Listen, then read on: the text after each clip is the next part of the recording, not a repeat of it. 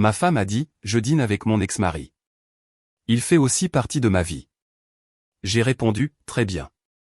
De toute façon, je suis déjà en train de fêter le divorce. Au moment où je les ai vus, la lueur des bougies vacillant sur son visage, son rire s'élevant comme si rien au monde ne pouvait l'atteindre, j'ai su. Je suis resté figé sur le seuil du Canto, le restaurant italien préféré de Chloé, tenant 2 sacs de plats à emporter, avec l'impression de venir d'entrer dans la vie de quelqu'un d'autre. Elle était dans une banquette d'angle, pas seule. En face d'elle était assis un homme que je n'avais vu que sur des photos enfouies au fond de notre grenier, l'ex-mari à qui elle jurait ne plus jamais parler. Il se penchait en avant, sirotant du vin comme s'il était à sa place. Ses yeux pétillaient. Sa main a touché la sienne. Mes jambes se sont mises en mouvement avant que mon cerveau ne suive. Chloé. Ma voix était trop calme, trop posée. C'était le coup de semonce. Elle a cligné des yeux, surprise en plein rire. Julien. Son sourire s'est légèrement fissuré. Quoi? Qu'est-ce que tu fais ici? Je pourrais te poser la même fichue question, ai-je dit en m'approchant de la table, les sacs se balançant à mes côtés. Un dîner romantique pour 2 à l'endroit que tu as choisi pour notre anniversaire l'année dernière? Avec lui? L'homme n'a même pas bronché. Il s'est penché en arrière, avec un sourire en coin, comme s'il était au courant d'une blague à laquelle je n'étais pas convié. Détends-toi, mec. On ne fait que prendre des nouvelles. J'ai tourné mon regard vers lui. Tu es l'ex? Celui qu'il a laissé avec une cote de crédit désastreuse et une boîte à chaussures pleine de courriers du tribunal. Chloé s'est levée rapidement, balayant les miettes de sa robe. Julien, s'il te plaît, ne fais pas de scène. J'ai ri, d'un rire sec et amer. Tu dînes avec ton ex, et c'est moi qui fais une scène? Baisse la voix, a-t-elle sifflé, ses yeux balayant les tables voisines. Ce n'est pas ce que tu crois. Oh, j'en suis certain. Vous discutez probablement des impôts ou de la garde partagée de vos enfants inexistants. Je me suis tourné vers l'homme, le regard froid. Que as-tu fait? Tu es sorti d'une faillite pour raviver quelque chose qui aurait dû rester mort? Il a ricané et marmonné quelque chose dans sa barbe. C'en était assez. J'ai laissé tomber les sacs sur le sol et je me suis approché. Tu as dit quelque chose? Il s'est levé, sa posture changeant comme s'il réalisait soudain que je ne bluffais pas, laisse tomber. C'est ça. Casse-toi. Il l'a fait. Chloé essayait encore de recomposer son masque quand je l'ai regardé une dernière fois. Tu devrais finir ton vin. Après tout, ce sera peut-être ton dernier dîner chic avant un bon moment. Et puis je suis parti. Sans cri, sans supplication, juste l'écho creux de mes pas et la brûlure de la trahison me parcourant l'échine. De retour à la maison, je me suis assis sur le canapé dans le noir, la pièce froide et silencieuse. L'air sentait le poulet au romarin que j'avais pris, celui qu'elle avait demandé ce matin. C'est drôle comme une envie peut vite se transformer en mensonge. Je m'appelle Julien. J'ai 37 ans, je suis analyste de système à Lyon et je vis selon la routine et la confiance. Je me lève à 6 heures, je cours 5 kilomètres, je me fais un café noir et je réponds à mes courriels jusqu'à ce que ma vue se brouille. Ma vie était un rythme tranquille jusqu'à ce que cette nuit ne la brise en éclats, comme du verre. Je n'ai plus qu'un seul objectif maintenant, dévoiler chaque mensonge, retrouver ma dignité et m'assurer que la justice poétique ne reste pas une simple fantaisie. Parce que ce soir n'était que la première fissure. Il lui a fallu exactement 23 minutes pour rentrer. J'étais toujours assis sur le canapé, le dîner intact, son émission préférée passant en sourdine. Plus que ni l'un ni l'autre ne s'en soucierait désormais. La porte s'est ouverte brusquement, ses talons frappant le parquet avec plus de rage que de grâce. La voix de Chloé a fendu la pièce comme un fouet. Mais qu'est-ce que c'était que ça, Julien? Je n'ai pas bougé. Je ne l'ai même pas regardé. J'ai laissé le silence parler en premier. Tu lui as fait peur. Tu m'as humilié, a-t-elle lancé. As-tu la moindre idée de l'air fou que tu avais là-bas? Finalement, j'ai tourné la tête juste un peu. Drôle. Je pensais avoir l'air d'un mari surprenant quelque chose de dégoûtant. Elle a ricané et a laissé tomber son sac à main sur la console de l'entrée. Oh, s'il te plaît. Tu réagis de manière excessive. Il fait partie de mon passé, pas de mon présent. Je me suis levé lentement, croisant son regard à travers cet espace qui ressemblait soudain à un champ de bataille. Alors pourquoi mentir à ce sujet? Pourquoi te faufiler comme une adolescente? Tu m'as dit que tu travaillais tard. Je ne me suis pas faufilé. Je ne te l'ai juste pas dit. Il y a une différence. Cette phrase est restée en suspens dans l'air comme du poison. J'ai croisé les bras, ma voix calme mais tranchante comme un rasoir. Laisse-moi voir si j'ai bien compris. Tu prends un dîner aux chandelles dans l'endroit le plus romantique de la ville avec ton ex-mari, et je suis censé croire que c'est juste pour prendre des nouvelles? Chloé a levé les mains au ciel. Tu ne me fais pas confiance. C'est ça le problème. Non, ai-je répondu en m'approchant. Le problème, c'est que tu continues de me donner des raisons de ne pas le faire. Elle a reculé d'un pas, non par peur, mais par calcul, comme si elle répétait sa prochaine réplique avant de la livrer. Il avait besoin de soutien, a-t-elle dit. Il traverse une période difficile. Et oui, peut-être que j'aurais dû te le dire, mais je ne t'ai pas trompé, Julien. J'ai parlé à quelqu'un qui comptait pour moi autrefois. Je l'ai fixé. Pourquoi lui? Pourquoi maintenant? Son visage a eu un tic à cette question. Je ne sais pas. Peut-être parce qu'il écoute vraiment. Peut-être parce qu'il ne se met pas dans tous ses états pour un dîner. Ça a fait mal. J'ai hoché la tête lentement, absorbant le coup. D'accord. Donc, maintenant, je suis le mari contrôlant et jaloux. C'est le nouveau scénario. Elle s'est détournée en se frottant les tempes. Tu déformes tout. Non, Chloé. Je l'entends juste clairement pour la première fois. Elle s'est retournée vers moi, la voix s'élevant. Tu transformes ça en quelque chose que ce n'est pas. C'est mon ex, Julien. Ex. On a parlé de ses dettes, de son enfant, de combien sa vie a été misérable. C'est tout. Et ça rend les choses acceptables? Ai-je demandé en penchant la tête. Ai-je le droit d'aller boire un verre de vin avec une ancienne flamme la prochaine fois que tu m'énerveras, ou est-ce que ça ne marche que quand c'est toi qui le fais? Sa bouche s'est ouverte, puis s'est refermée. Pas de réponse. J'ai reculé, laissant la distance entre nous s'étirer à nouveau. Tu veux jouer à des jeux, Chloé? C'est bien, mais ne sois pas choquée quand j'arrêterai de jouer selon tes règles. Elle a croisé les bras, sur la défensive. Et maintenant? Tu vas me punir en boudant? J'ai eu un rire sec hélas. Non, j'ai fini de bouder. Je ne fais qu'observer. Elle a froncé les sourcils. Observer quoi? Toi, ai-je dit simplement. Et ce que tu feras ensuite. C'est là que quelque chose a changé. Sa colère n'a pas disparu, mais elle s'est tordue. Elle essayait de me lire maintenant, d'évaluer ce que je voulais dire. Mais je ne lui ai rien donné, juste le silence et l'immobilité. C'est comme ça qu'on met un menteur mal à l'aise, retirez-lui le scénario et regardez-le se débattre. Elle s'est tournée vers le couloir en marmonnant, je vais me coucher. Je ne vais pas faire ça avec toi. Bonne nuit, ai-je dit, d'une voix neutre. Elle s'est arrêtée un bref instant, comme si elle voulait que je dise quelque chose de plus. Je ne l'ai pas fait. Elle est partie.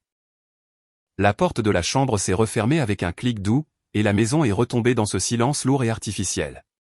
Je me suis assis, j'ai pris la télécommande et j'ai éteint la télévision.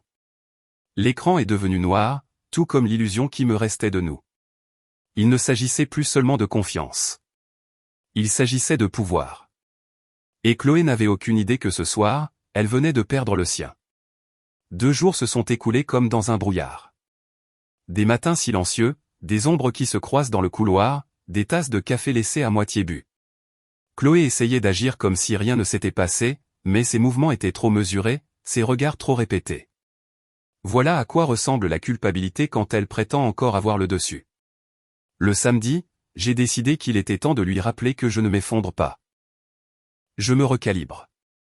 Le jardin était réchauffé par le soleil de fin de printemps, le barbecue était chaud et l'odeur de mesquite et de saucisses à l'ail flottait dans l'air.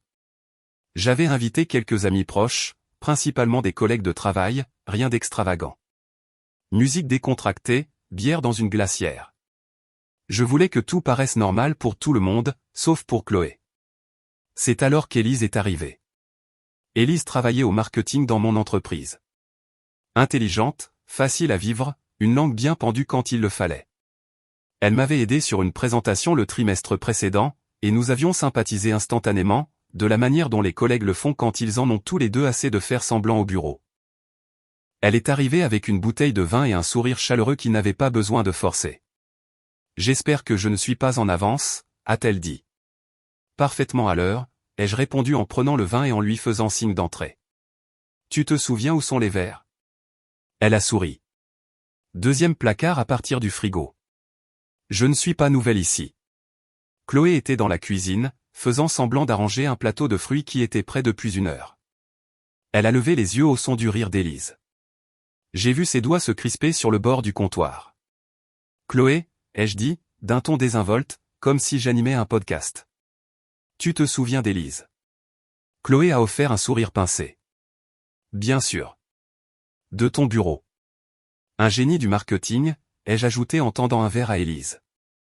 Cette fête n'aurait été qu'un plateau de chips sans ses conseils. Élise a ri. « Oh, s'il te plaît. Tu aurais trouvé un moyen de brûler des toasts si je n'étais pas intervenu. » Nous avons partagé un rire. Chloé, non. Dehors, dans le jardin, j'ai allumé le barbecue pendant qu'Élise racontait une histoire sur une erreur de client qui lui avait valu de se retrouver avec une affiche dédicacée de Jason Momoa par erreur. J'ai tellement ri que j'ai dû poser les pinces. Chloé se tenait près de la terrasse, les bras croisés, participant à peine. Quand elle a essayé d'intervenir avec une plaisanterie, j'ai laissé le moment en suspens. Pas de réponse. Je me suis reconcentré sur Élise, lui posant des questions sur son chien, les préparatifs du mariage de sa sœur. Elle a maintenu une énergie légère, naturelle, mais je savais qu'elle voyait ce qui se passait. Tout le monde le voyait aussi. La brise transportait les conversations, la musique et les rires. Mais pour Chloé, elle transportait de l'électricité statique. Finalement, elle s'est approchée, portant un sourire forcé comme une armure. « Je peux t'emprunter une seconde, Julien ?» a-t-elle demandé. Je me suis tourné lentement, soutenant le regard d'Élise un instant de plus avant de répondre. « Bien sûr. » Nous sommes entrés. Chloé a fermé la porte derrière nous et s'est retournée. « Qu'est-ce que tu essaies de prouver exactement ?» a-t-elle sifflé. Je n'ai pas bronché. Que je peux aussi avoir des amis. Ce n'est pas juste une amie, et tu le sais. Fais attention, ai-je dit, la voix plus basse maintenant. Cette phrase ressemble beaucoup à la mienne d'il y a 2 nuits. Sa mâchoire s'est crispée. Tu m'humilies. Non, ai-je dit. Tu l'as fait toi-même. Je te laisse juste enfin le ressentir. Elle m'a regardé fixement, attendant des excuses qui ne viendraient pas. Je l'ai contourné, j'ai pris un plateau de boisson et j'ai rouvert la porte, laissant la lumière du soleil inonder l'attention. Maintenant, si tu veux bien m'excuser, j'ai des invités à divertir. Chloé n'a pas suivi. De retour à l'extérieur, j'ai servi des verres, j'ai ri, j'ai même dansé un peu quand Élise m'a mis au défi. Mes mouvements semblaient légers, libres. Pour une fois, Chloé devait m'observer depuis la touche. Et ça, je vous le promets, ce n'était que le début. Les invités sont partis juste après le coucher du soleil, laissant derrière eux des verres vides, des rires estompés et l'odeur de poulet grillé qui flottait encore dans l'air. Je suis resté dehors pour ramasser les assiettes, prenant mon temps pour nettoyer. Chloé n'a pas proposé son aide. Elle a juste attendu. Quand je suis entré avec le dernier plateau, les lumières de la cuisine étaient tamisées. Elle se tenait là, les bras croisés, encadrée par la lueur dorée comme un portrait, mais il n'y avait rien de doux en elle maintenant. Alors, a-t-elle dit, tu t'es bien amusé. Je n'ai pas répondu. Je suis passé devant elle, posant le plateau dans l'évier. J'ai bu une longue gorgée d'eau, laissant le silence s'étirer. Elle s'est approchée. C'est à ça qu'on joue maintenant? À charge de revanche? Tu ramènes une fille du bureau ici, tu flirtes comme un adolescent, tu m'ignores dans ma propre maison, et c'est tout à fait normal. Je me suis tourné, m'appuyant contre le comptoir. Laisse-moi deviner. Tu es contrarié parce que tu t'es senti invisible? Sa bouche s'est ouverte, mais elle s'est figée. J'ai insisté. Comme c'est étrange. C'est exactement ce que j'ai ressenti en te regardant glousser devant ton vin avec ton ex. Ce n'était pas la même chose, a-t-elle rétorqué. Tu m'as humilié. Élise, elle était collée à toi. Elle riait à ma blague, ai-je dit calmement. Ce que tu n'as pas fait depuis des semaines. Les yeux de Chloé se sont rétrécis. N'ose pas retourner la situation contre moi. Je ne retourne rien du tout, ai-je répondu, d'une voix neutre. J'ai juste fini de m'excuser de réagir à tes choix. Elle s'est avancée, la voix s'élevant. Je n'ai rien fait. Il fait partie de mon passé. C'est toi qui fais un cirque de tout ça. Tu l'as amené ici pour prouver quelque chose. Peut-être, ai-je admis. Ou peut-être que j'avais juste besoin qu'on me rappelle ce qu'est le respect. Élise, elle, sait avoir des limites. Elle a ri amèrement. Oh, allons. Tu ne la connais pas comme ça. Je sais qu'elle ne me ment pas en face en prétendant que je suis le problème, ai-je dit. Ça a porté. Chloé s'est détournée, s'agrippant au bord de l'îlot comme si cela pouvait l'ancrer. Tu déformes tout, a-t-elle murmuré. Non, ai-je dit, la voix stable. Tu as tout déformé au moment où tu l'as défendu au lieu de dire la vérité. Elle s'est retournée, son expression durcie par quelque chose de brut. Il avait besoin de quelqu'un, Julien. J'étais gentille. Alors pourquoi le cacher? Elle n'a pas répondu. Je me suis approché, pas en colère, juste résolu. Tu crois que je ne sais pas ce qui se passe? Que je n'ai pas vu le schéma? Tu mens. Tu minimises. Et quand je réagis enfin, tu joues la victime. Le souffle de Chloé s'est coupé une seconde, mais elle a continué. Tu n'es pas innocent dans cette histoire. Tu es distant depuis des mois. Froid, méprisant. Parce que je le sentais venir, ai-je dit. Ce changement dans ta voix, les heures manquantes, les petites choses qui ne collaient pas. Et au lieu de me parler, tu as couru vers quelqu'un qui t'avait déjà laissé tomber une fois. Son visage a vacillé. Dis-moi quelque chose, ai-je dit à voix basse. Quand tu l'as regardé de l'autre côté de la table, est-ce que ça t'a semblé familier, confortable? T'es-tu souvenu pourquoi ça s'était terminé? Elle a dégluti difficilement, et pendant un instant, j'ai vu une lueur de vérité dans ses yeux, de la culpabilité, du regret, quelque chose de proche de la honte. J'ai fait un pas en arrière. Ne réponds pas. Je n'ai pas besoin que tu mentes à nouveau. Elle est restée figée, ne sachant plus quelle expression adopter. J'ai attrapé une serviette, je me suis séché les mains lentement, puis je l'ai jetée sur le comptoir. Je vais me coucher, ai-je dit. Tu peux continuer à te justifier si ça t'aide à dormir. Je suis parti, sans claquer de porte, sans crier. Juste calme. Juste fini.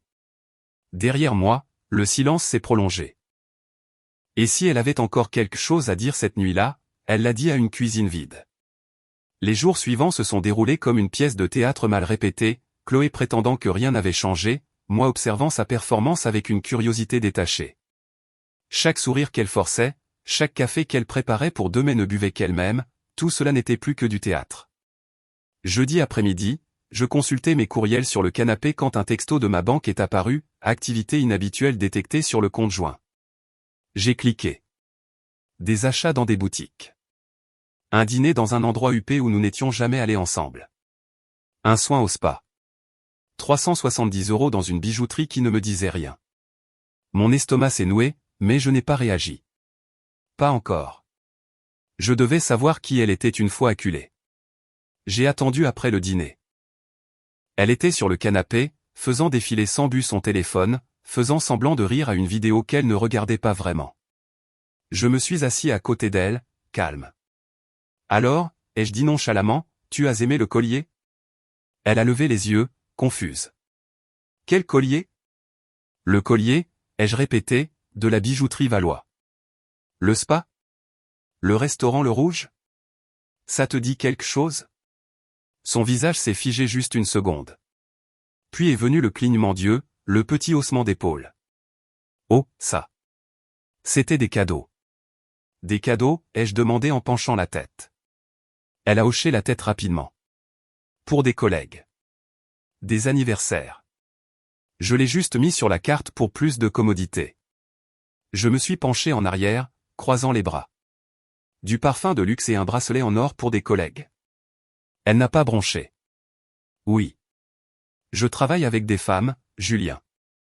Elles aiment les belles choses. J'ai laissé le silence s'installer. Puis, tu veux me montrer les reçus? Pour qui c'était? Ses lèvres se sont entr'ouvertes, mais aucun son n'est sorti. J'ai continué, à voix basse. Parce que de mon point de vue, on dirait que tu finances le style de vie de quelqu'un d'autre avec notre argent. Elle s'est levée d'un bond, sur la défensive. Waouh. Alors maintenant, je vole? Je n'ai pas bougé. Tu mens. Qu'est-ce qui est le pire? Le visage de Chloé a rougi, ses mains se crispant en poing. Tu es paranoïaque. Je n'ai pas besoin de ta permission pour être généreuse. Avec notre compte joint. Ai-je demandé. Chloé, si tu achètes des cadeaux, ils ont intérêt à avoir nos initiales sur la carte. Elle s'est détournée, attrapant son téléphone comme si elle pouvait disparaître derrière. Je n'ai pas besoin de ça ce soir. Non, ai-je dit, d'une voix neutre. Tu as besoin de rendre des comptes. Et à partir de demain, je gèle cette carte. Elle s'est retournée, les yeux écarquillés. Tu n'es pas sérieux. Je suis très sérieux. Je ne te laisserai pas transformer nos finances en un autre secret. Elle a foncé dans le couloir, le bruit de la porte de la chambre claquant comme un point de ponctuation. Je suis resté où j'étais, calme à nouveau. Parce que ce n'était plus seulement de la trahison. C'était du vol enveloppé d'excuses. Et cela signifiait que Chloé glissait, paniquait, couvrait ses traces. Elle n'arrivait même plus à garder une ligne droite. Cette nuit-là, je me suis assis seul à la table de la salle à manger, notre compte affiché sur mon ordinateur portable.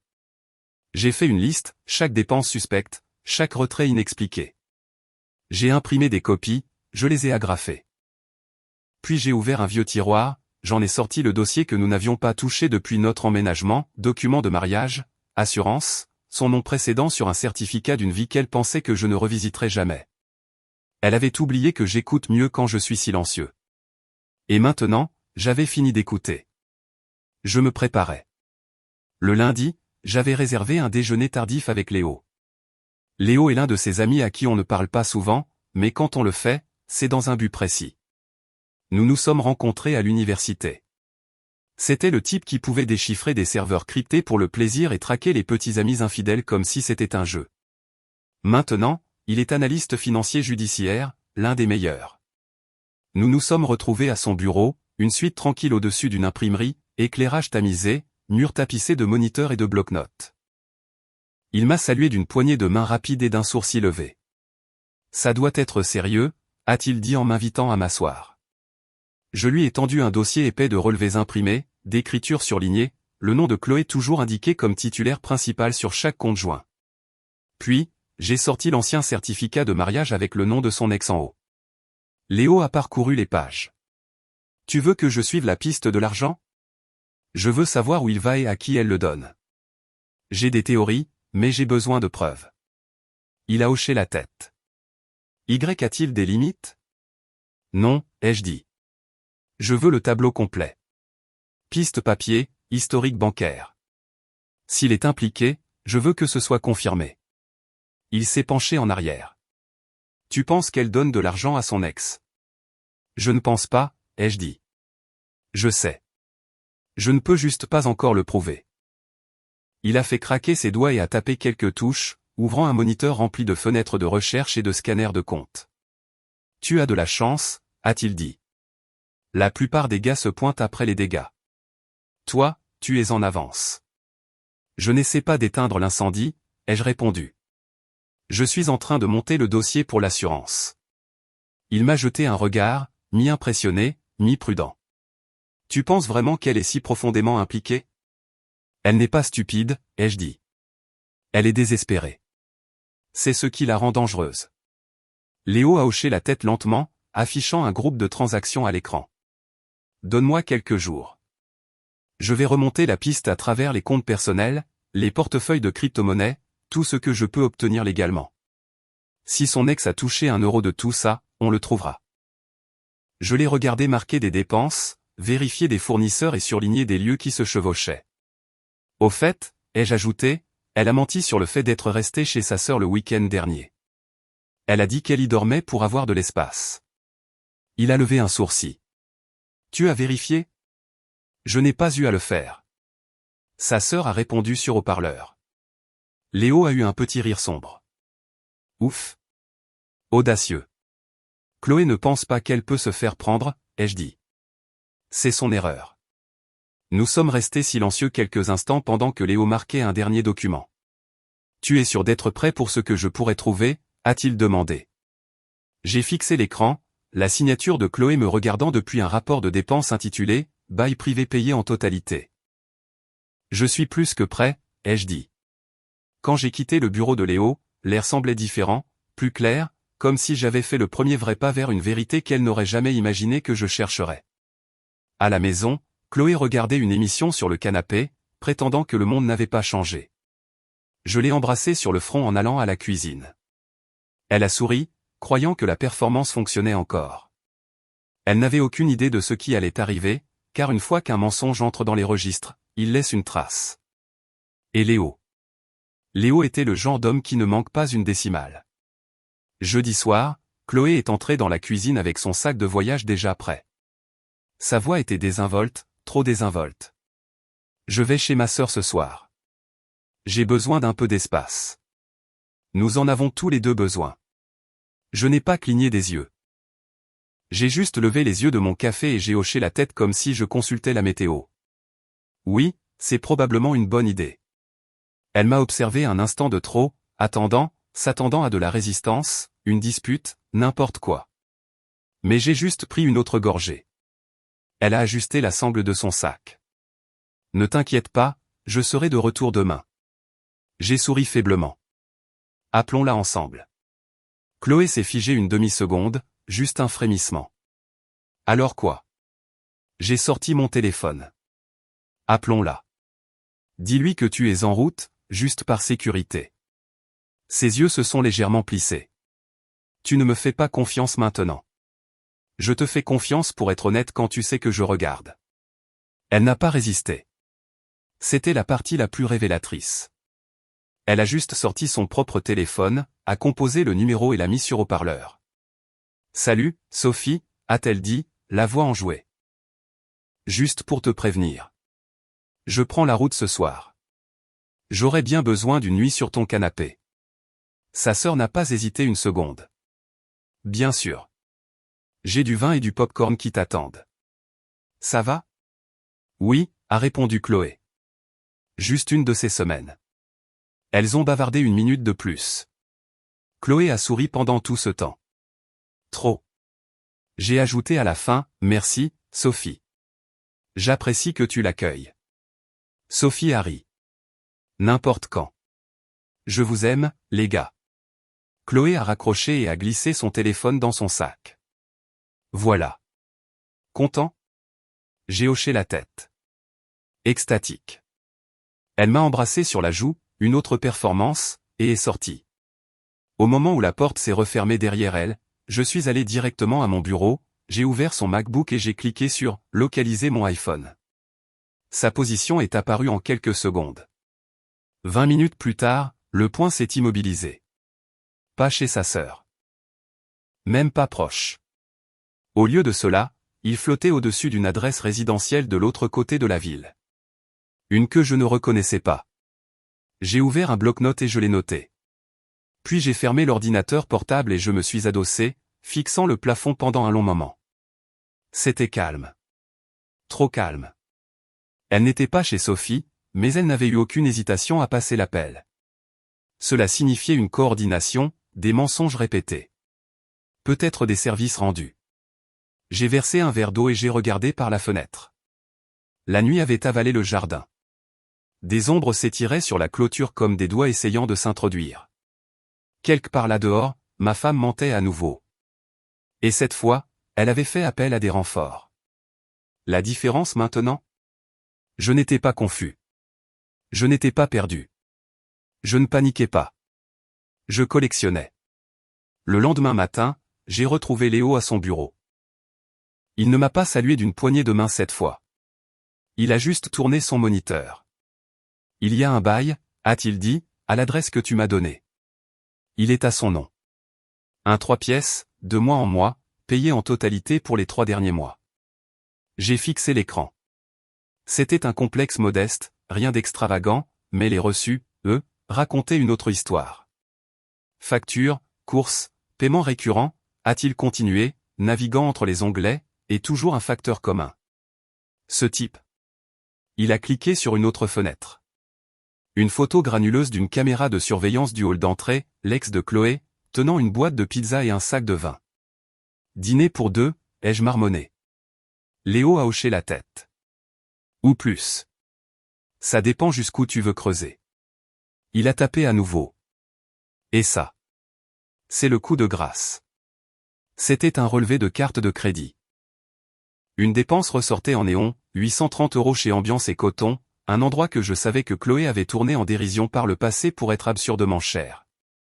Elle m'a dit qu'elle avait acheté des bougies et des coussins, ai-je dit en riant sous cape. J'aurais dû deviner qu'elle parlait de cet appartement.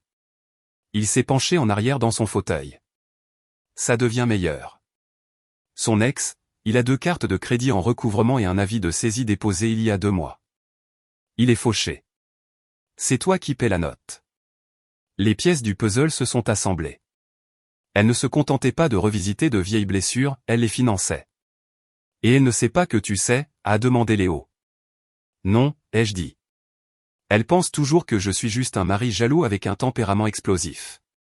Léo a plissé les yeux. Tu veux passer à la voie légale maintenant ou attendre? J'attends, ai-je dit. Je veux qu'elle tombe dans son propre piège. Il a eu un lent sourire. Intelligent.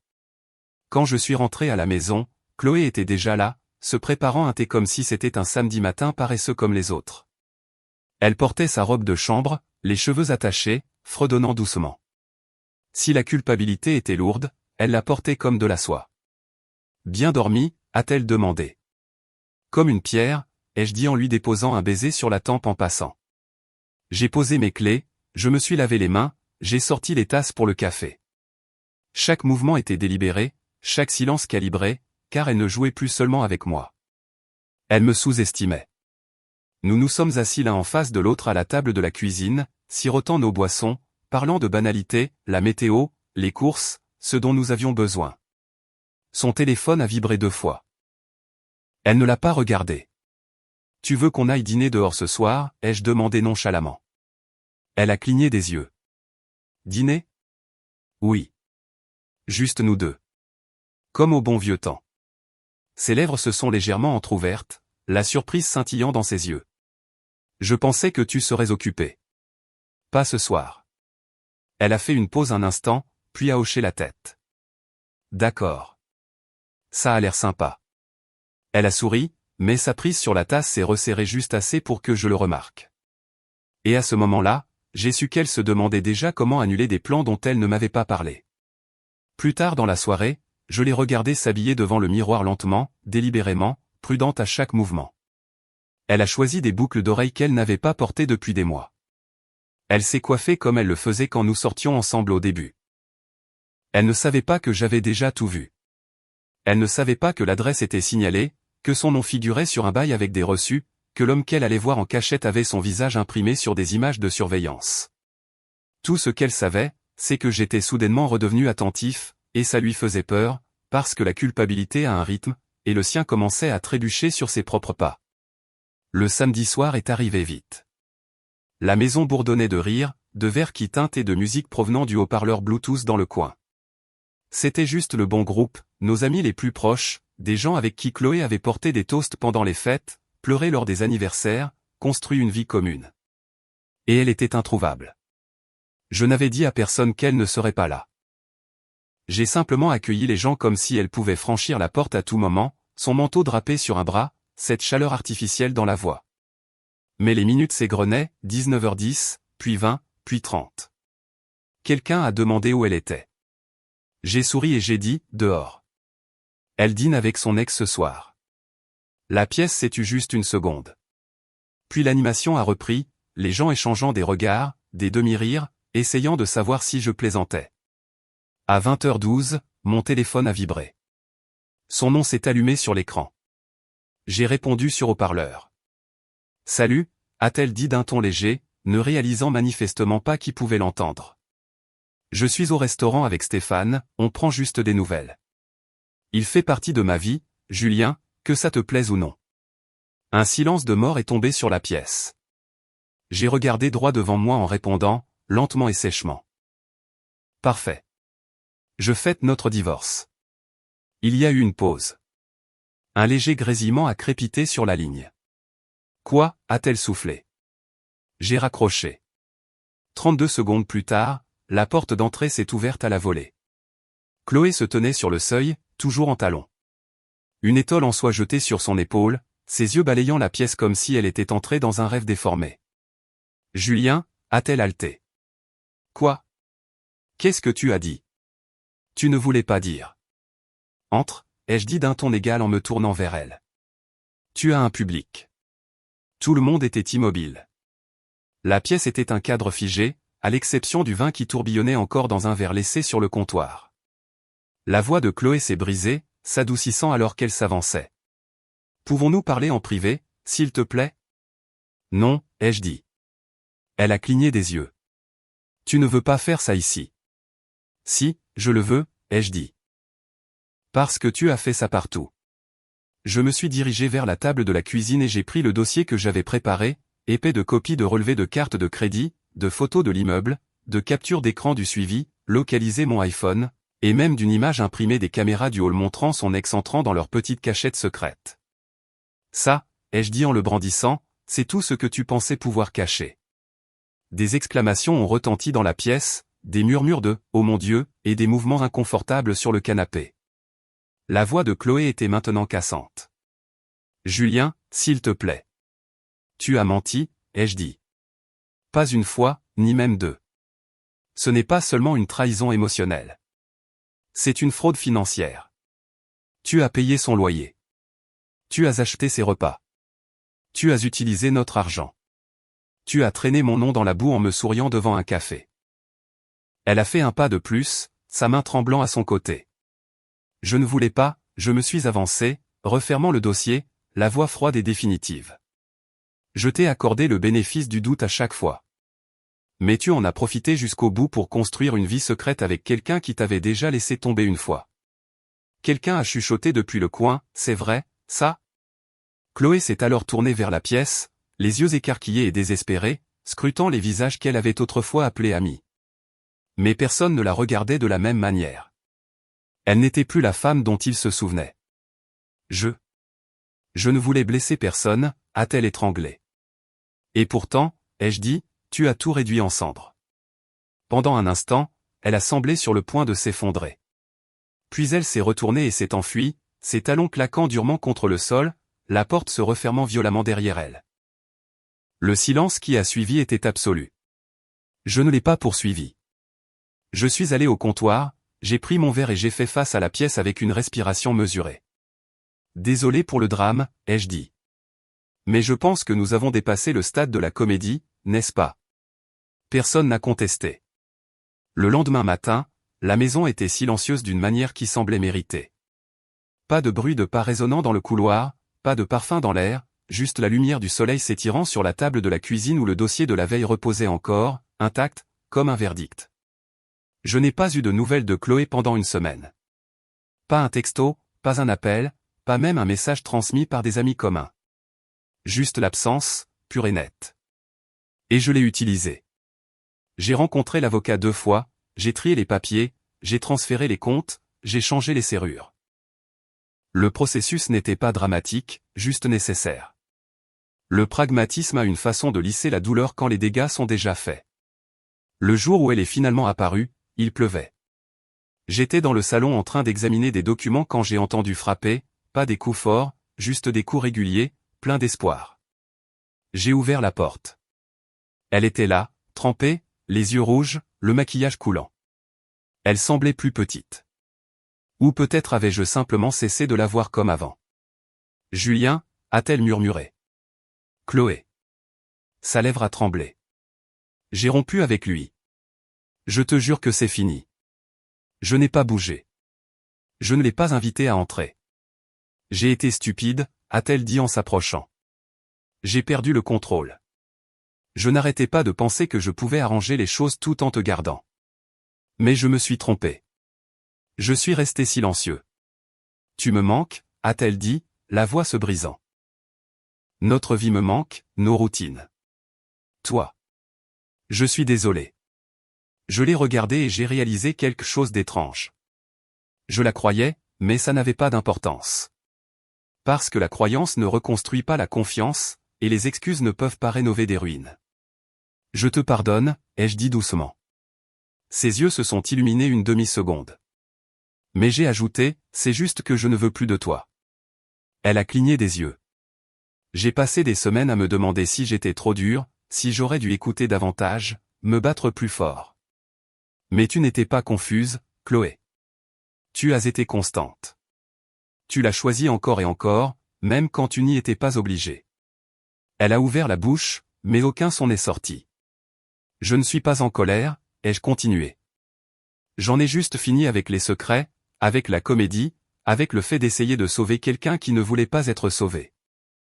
Elle a reculé, les larmes coulant librement maintenant. S'il te plaît, parle-moi. Laisse-moi entrer. J'ai secoué la tête. J'ai assez parlé. Et la porte? Elle n'est pas verrouillée pour te punir. Elle est verrouillée parce que je chéris enfin la paix plus que le chaos. Elle a couvert sa bouche alors que les sanglots prenaient le dessus. Ses épaules tremblaient. Elle n'a pas réessayé. Elle est juste restée là, et j'ai fermé doucement la porte. Ses pleurs ont résonné faiblement à travers le bois un instant. Puis ils se sont estompés. À l'intérieur, je suis resté immobile. Je ne souriais pas. Je ne jubilais pas. Mais je ressentais une clarté, comme si j'avais traversé le feu et en étais sorti purifié. Parfois, tourner la page ne se fait pas dans le bruit. C'est une porte qui ne se rouvre plus. Il a fallu une autre semaine avant que tout soit en place. Les papiers étaient signés. Les comptes entièrement séparés. Chloé n'avait plus accès à quoi que ce soit portant mon nom. Mais il restait une chose à faire. Léo et moi avons traversé la ville dans sa Honda déglinguée, la même qu'il menaçait de remplacer depuis 2019. Sur la banquette arrière se trouvaient 2 dossiers, l'un avec les preuves légales, l'autre avec le détail financier. Clair. Vérifié.